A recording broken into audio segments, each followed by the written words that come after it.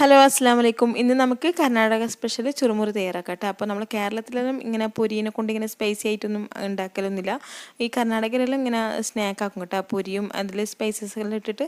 അപ്പോൾ അതാണ് ഇന്ന് തയ്യാറാക്കുന്നത്. അതിനായിട്ട് ഒരു ബൗളിലേക്ക് നമുക്ക് ഗ്രേറ്റ് ചെയ്ത ക്യാരറ്റ് ഇട്ട് കൊടുക്കുക, പിന്നെ ചെറുതായി കട്ട് ചെയ്ത ഉള്ളി, തക്കാളി, പിന്നെ എരിവിനനുസരിച്ചുള്ള പച്ചമുളക്, മല്ലിച്ചപ്പ്, കുറച്ച് കറിവേപ്പില, പിന്നെ ചാട്ട് മസാലപ്പൊടി, ഉപ്പ്, മുളക് പൊടി ഇടുക. ചാട്ട് മസാലപ്പൊടി ഇല്ലെങ്കിൽ പ്രശ്നമൊന്നുമില്ല.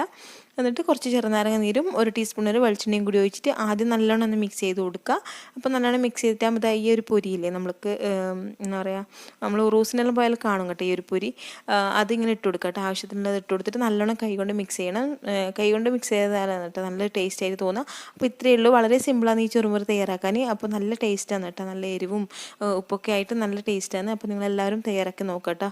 അപ്പോൾ ഇതാ നസാരി അടിപൊളി എന്നെല്ലാം പറയുന്നുണ്ട്. അപ്പോൾ നിങ്ങളൊന്ന് തയ്യാറാക്കി നോക്ക്, നല്ല ടേസ്റ്റാണ്.